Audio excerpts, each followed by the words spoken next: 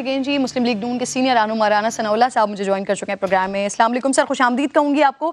رانا صاحب, وزیر اعظم صاحب کہہ رہے ہیں وہ استعفیٰ نہیں دیں گے, اپوزیشن کو ووٹنگ سے پہلے وہ سرپرائز دیں گے. سر ان کے پاس ترپ کا پتہ باقی ہے ابھی؟ ترپ کا پتہ اس کے پاس صرف یہی بات ہے کہ یہ استعفیٰ دے اور جو اس نے اس ملک اور اس قوم کا نقصان کیا ہے اس کے اوپر پوری قوم سے معافی مانگے اور گھر چلا جائے. اس کے علاوہ اب اس کے پاس کوئی اور ترپ کا پتہ نہیں ہے. یہ اس طرح کی جو ہے وہ باتیں کرنے کا شروع.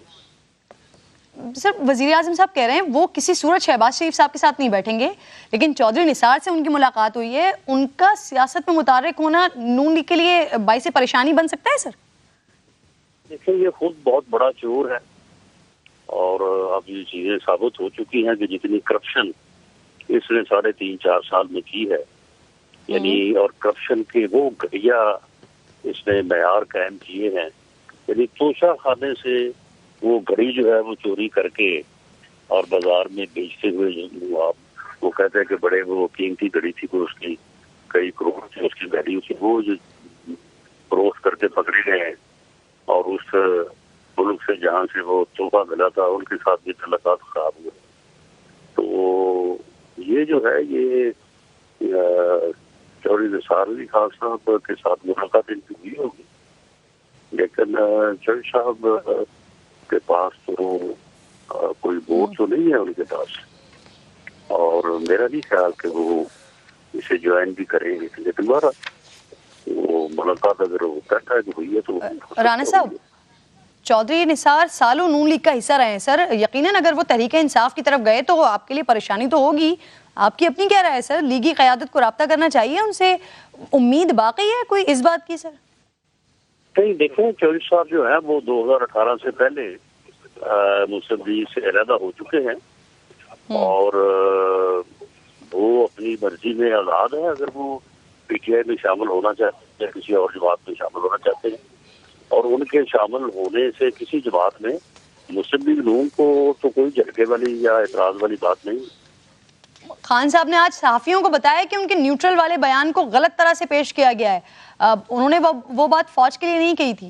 رسپونڈ کیجئے گا سر. چلے ٹھیک ہے, اچھا ہوا ان کو وضاحت کرنی پڑ گئی. اب اگلے آنے والے دنوں میں بھی دیکھیے گا کہ ان دنوں میں کیا جو ہے وہ گفتگو رہتی ہے. ویسے تو خیر وہ ہر بار جو ہے وہ اسے دوسرے تیسرے دن جو ہے وہ اس سے یو ٹرن لے لیتے ہیں.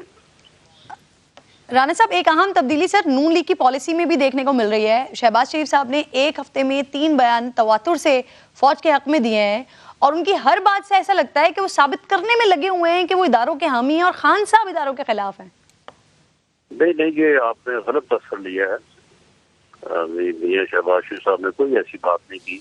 ایسی بات کو ثابت کرنے یا نہ کرنے کے لیے انہوں نے ایک روٹین میں جو باتیں ہوئی ہیں ان باتوں کو جو ہے وہ انٹرویو میں جو کوشچن ان سے ہوا تھا اس کوشچن کے تقاضے کے پیش نظر جو ہے وہ شیئر کیا ہے. اچھا ٹھیک ہے. رانا صاحب, نواز شریف صاحب کی 2020 گجرانوالہ کی تقریر آپ کو یاد ہے سر؟ کیا وہ اپنے الزامات سے دستبردار ہو گئے ہیں؟ کیا انہیں احساس ہے کہ وہ اس وقت غلط تھے؟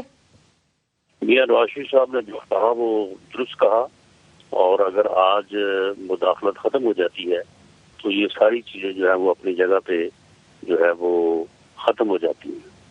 ہمارا کوئی پی ایم ایل این کا یا میاں نواز شریف صاحب کا کسی سے کوئی ذاتی جھگڑا نہیں ہے, کسی سے کوئی لینا دینا نہیں ہے.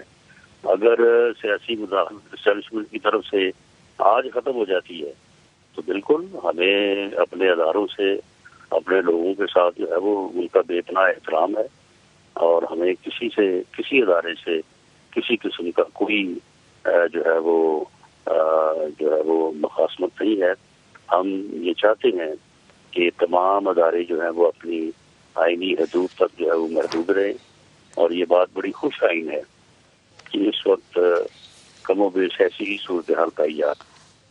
رانا ثناء اللہ صاحب, بڑی بات ہے سر. اب مداخلت نہیں ہو رہی تھی تو پچھلی باتیں ختم ہو گئیں, یعنی اب ہم کہہ سکتے ہیں کہ نون لیگ کے تعلقات پہلے سے بہتر ہیں, خوشگوار ہو گئے ہیں. دیکھیں جی, ہمارے حالات کے خوشگوار ہونے یا نہ خوشگوار ہونے کا دار و مدار اس بات پہ ہے کہ ادارے جو ہیں وہ اپنی آئینی حدود اور آئینی کردار تک محدود رہیں. اگر محدود ہیں تو ہمارے تعلقات خوشگوار ہیں، اگر نہیں ہیں تو ناخوشگوار ہیں. رانا ثناءاللہ صاحب بہت بہت شکریہ سر. پروگرام میں آپ ساتھ مجھے بریک لے رہی ہوں ناظرین، بریک کے بعد واپس آتی ہوں. اس حصے میں ارباب غلام رحیم صاحب مجھے جوائن کر چکے ہیں، S A P M for Sindh affairs. بہت بہت شکریہ. السلام علیکم سر. وعلیکم السلام جی، آپ ٹھیک ہیں؟ خیریت سے؟ اللہ کا شکر سر، بالکل خیریت. وزیر اعظم صاحب کہہ رہے ہیں وہ کسی صورت استعفیٰ نہیں دیں گے.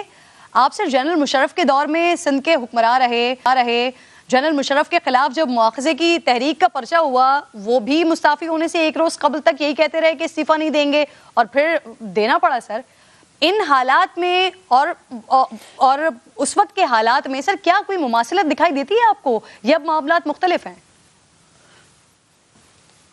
دیکھیں جی، جنرل مشرف صاحب سیاستدان نہیں تھے. 10 سال انہوں نے حکومت کی ہوئی تھی. جو ان کی اپنی فیلڈ تھی، ان کے لوگ ہی ان کا ساتھ چھوڑ گئے تھے.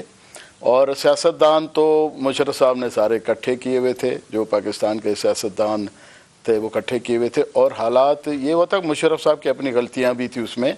یہ جو چوروں کا ٹولہ تھا اس کو خود ہی دوبارہ لے آئے. ایک پارٹی کو انہوں نے این آر او دیا تو دوسری کو بھی دینا پڑ گیا. میں خود اس میٹنگ میں موجود تھا جو سعودی سفیر جو ان کو کہہ رہے تھے اپنا پرائم منسٹر صاحب اس وقت کے جو شوکت عزیز صاحب کو پریشر، ایک کھانے کی دعوت میں بیٹھے ہوئے تھے تو پریشرائز کر رہے تھے کہ آپ بے نظیر کو الو کر رہے ہیں تو پھر میاں صاحب کو بھی کرنا پڑے گا. تو ہمارے تو سیاستدانوں کے اینٹینائیں کئی اور دوسرے ملکوں کے ساتھ ہوتی ہیں. مشرف صاحب کے حالات اور اس میں فرق ہیں. خان صاحب جو ایک پبلک لیڈر ہیں، وہ پریشر اور اب نہیں ہے اب جو خان صاحب نے جو اب نہیں آ رہا ہے وہ پریشر ہوگا، پریشر ہوگا. مگر خان صاحب، ایک بات بتاؤں میں آپ کو، ایک تو خان صاحب کی جڑیں عوام میں، مشرف صاحب کی اتنی نہیں تھی.